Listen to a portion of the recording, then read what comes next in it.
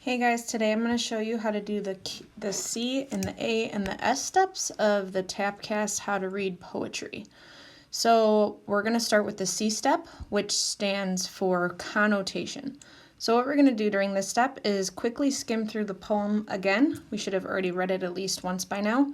And mark all of the words that have feelings associated with the word. So we're not looking at the denotative meaning, the literal dictionary definition. We're kind of marking the positive and negative vibes that are associated with certain words. You should really aim to mark adjectives and verbs, especially adjectives, but I even think sometimes certain nouns have negative and positive connotations as well. So we're going to look at adjectives, verbs, and nouns mostly. So let me just click my marking tool here. All right, so let them be as flowers. Flowers have kind of a positive feeling associated with them. Always watered, fed, guarded, kind of got a negative vibe about it. Admired, but harnessed to a pot of dirt. Harnessed is just being held down, right? Stuck. It's definitely got a negative vibe to it. I'd rather be a tall, ugly weed. Weeds are kind of negative. Clinging can have some negative vibes to it. On cliffs like an eagle. Maybe clinging isn't so bad because an eagle is usually associated with more positive feelings. In fact, it's even a symbol for the United States of America and our freedom. Wind wavering above high, jagged rocks. Jagged's kind of got a negative feeling of like danger. To have broken through the surface of stone. Now we got to be careful with broken. Here it's breaking through something. That's not necessarily positive. So here that's not necessarily negative. Here it's being a little bit more positive. Broken through, being free. Through the surface of stone. To live. To feel exposed to the madness.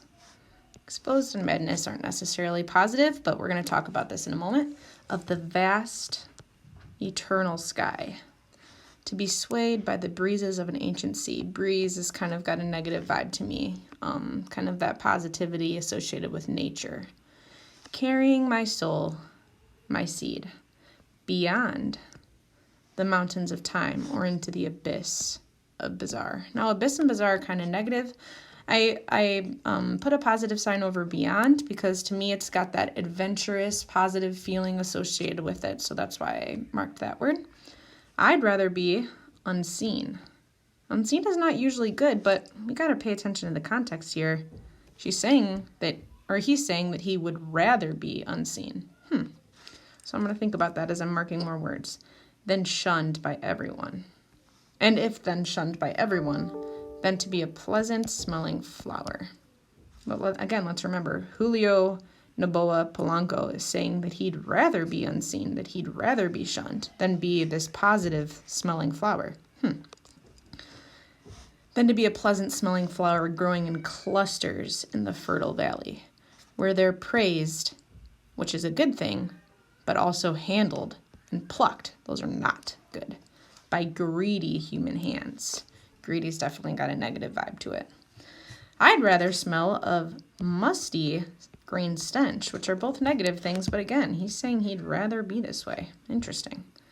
Than of sweet, fragrant lilac. If I could stand alone, which is normally not a good thing, strong and free, I'd rather be a tall, ugly weed. Whoops, accidentally did green there.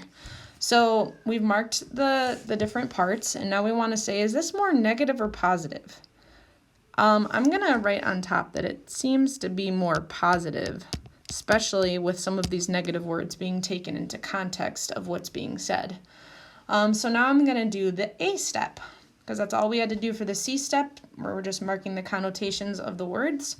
And now we're going to do the A step, which is the attitude step. And this is where we determine the attitude of the author towards whatever it is that he or she is talking about. So we need to first determine what the subject of the poem is. Here, I'm going to go ahead and say that the subject is the speaker's identity versus the rest of the world. Speaker's identity versus rest of the world. So, speaker is saying throughout this poem, and he repeats it over and over again, that he would rather be a weed, right? The weed that is free over being a pretty little flower that is just like all the other people, right? So there's a lot of metaphors going on here, a lot of symbolism, but we're just looking at the tone for now. So now that we have the subject, it's the speaker's identity. That's what Julio Noboa Polanco is writing about, versus the rest of the world. Now we need to ask the question, how does the speaker feel towards his own identity? Well, he keeps saying over and over again that he'd rather be unseen, that he'd rather be shunned by everyone, that he'd rather be a weed. So if he'd rather be all of these things over a pretty little flower, but a flower that's harnessed, right? That's not good. A flower that is,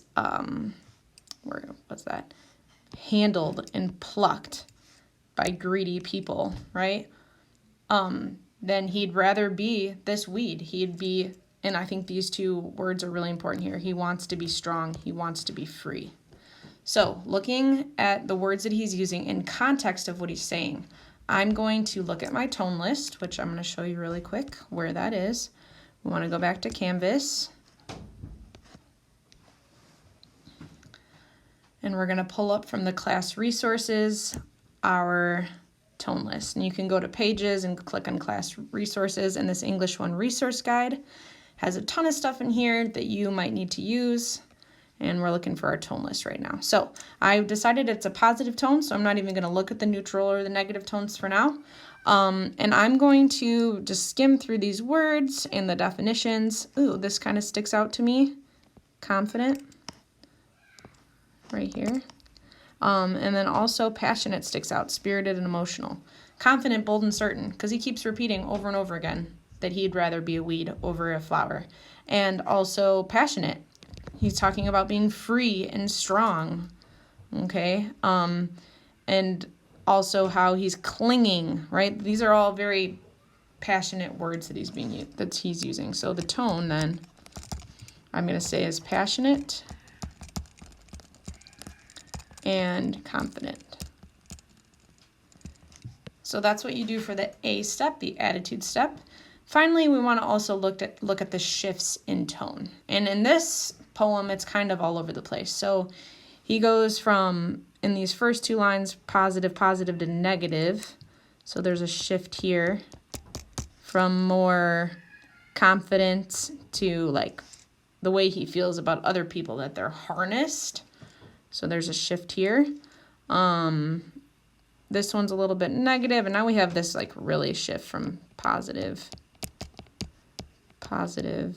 to negative here.